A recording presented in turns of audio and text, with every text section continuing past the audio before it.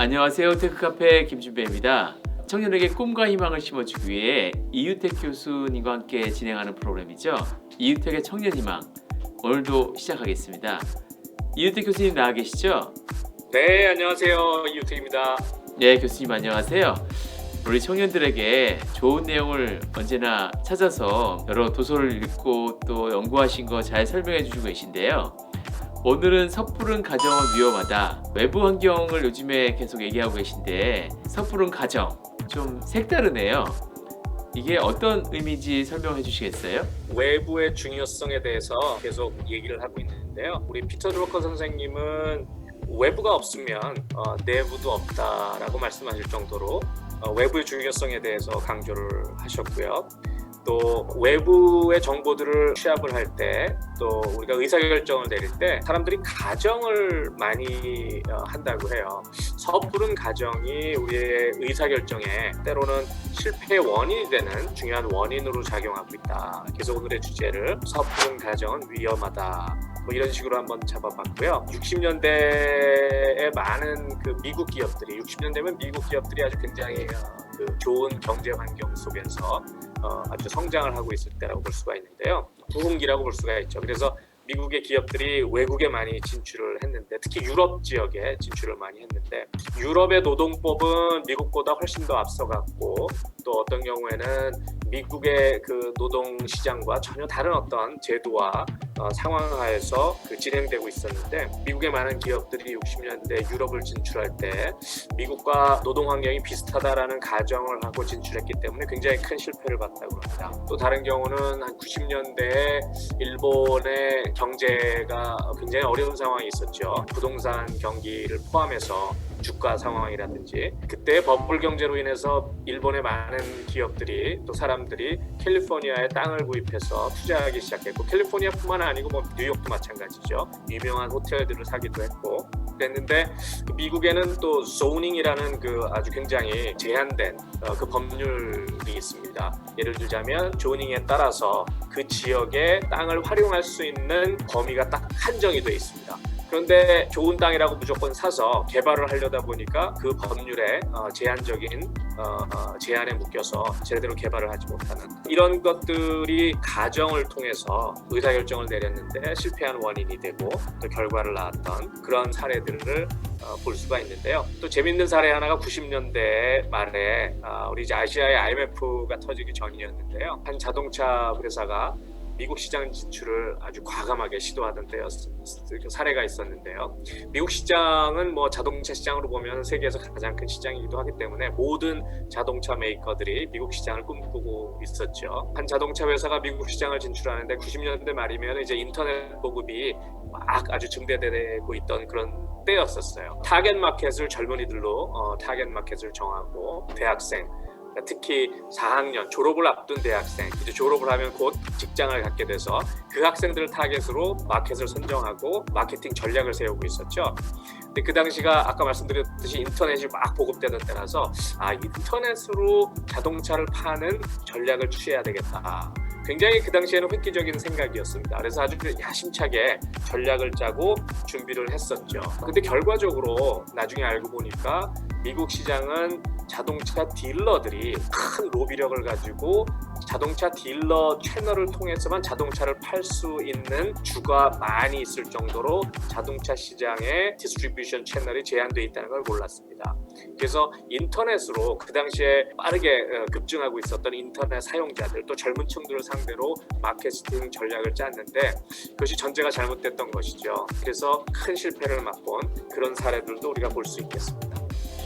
지속적으로 외부의 정보를 수집하는 게 중요하다는 메시지를 남겨주신 것 같은데요. 이 지속적으로 외부 정보를 파악하려면 많은 노력이 필요한 거 아닐까요? 맞습니다. 그 가정에 의한 의사결정을 피하기 위해서는 외부의 정보들을 취합해야 되는데요. 이게 참 어려운 일입니다. 내부의 오퍼레이션도 바쁘고 우리 생활 자체도 바쁜데 항상 외부의 정보들을 취합한다는 것이 어렵고요. 또 모든 정보들을 취합할 수는 없겠죠, 누구나. 어차피 제한된 정보에 의해서 의사결정을 내려야 되는데요. 그래서 가장 중요한 것이 우리가 어떤 정보가 필요한지에 대한 생각을 한번 해봐야 됩니다.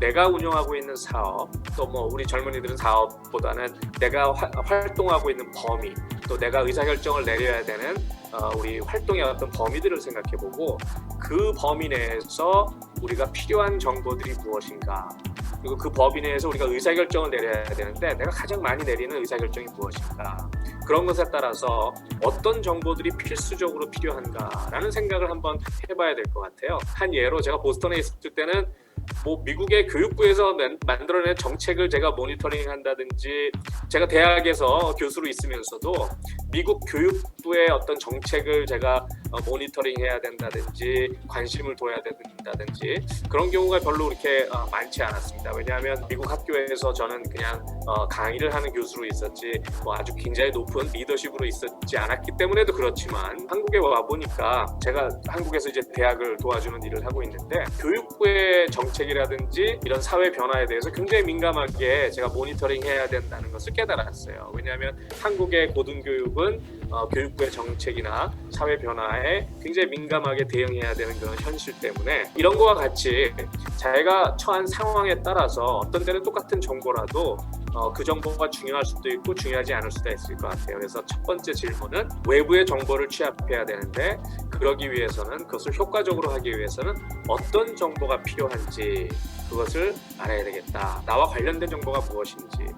뭐 요즘은 그렇지 않죠. 옛날에는 신문에, 제가 어렸을 때 이런 기억이 나는데요. 신문에 주말에 재밌는 TV 프로그램들이 많잖아요. 그럼 신문의 뒤에 주말에 TV 편성 프로그램에서 테이블로 쫙 나옵니다. 시간별로 해서 어떤 프로그램이나 드라마나 외화들이 어떤 시간에 방영되는지. 그래서 그 테이블을 보면 내가 보고 싶은 드라마들이 어느 시간대에 편성이 되어 있는지를 미리 알게 되죠. 그 정보를 안 다음에 부모님들은 아이들이 TV 보는 걸 싫어하시니까 들어가서 공부하라는 말씀을 자주 하시죠. 편성표를 보고 작전을 짭니다. 5시에서 6시 사이에 재밌는 보고 싶은 외화를 하니까 그 시간대 전까지는 저는 방에 들어가서 열심히 공부하든지 아니면 최소한 공부하는 척을 하는 거죠. 그래서 5시가 될 때쯤 돼서 재밌는 방송을 할 때쯤 되면은 나와서 오랫동안 방에서 공부를 했으니 잠시 휴식을 취해야 된다는 그런 포즈를 취하면서 텔레비를 볼 수 있는 작전을 짜던 그런 기억이 나는데요. TV 편성표라는 것이 그렇게 정리돼서 제가 필요한 정보들을 전해주는 어떤 체계적인 시스템이라고 본다면 그 정보들을 체계적으로 수집하고 또 알아야 될 그 정보들에 대한 미리 생각을 해둬서 어떤 정보가 필요한지를 미리 알아둔다면은 그것이 여러분들의 의사결정을 하는데 큰 도움이 될 것 같은데요. 또 한 가지 재미있는 사례는, 제가 한 25년간 보스턴에 살았는데 보스턴은 날씨가 굉장히 변덕스러워요. 아침에 날씨가 좋다가 또 저녁에 갑자기 뭐 바람이 세게 분다든지 또 눈이 갑자기 온다든지, 지금 4월이 다 됐는데도요, 3월 말이지만 4월이 다 됐는데도 4월에도 눈이 오는 경우가 있어요. 그래서 날씨가 굉장히 변덕스러워서 이런 농담이 있을 정도입니다. 에이 보스턴 날씨 같은 놈아, 그런 표현이 있는데요. 그 표현은 뭐냐면 변덕쟁이라는 뜻이죠. 그러다 보니까 사람들이 그 weather forecast, 그러니까 그 날씨 방송을 꼭 챙겨서 봐야 돼요. 그렇지 않으면은 갑자기 눈이 온다든지 갑자기 비가 온다든지 갑자기 추워서 추운 바람이 분다든지, 그렇기 때문에 옷을 입는 것에 굉장히 민감해서 날씨 방송을 볼 수밖에 없습니다.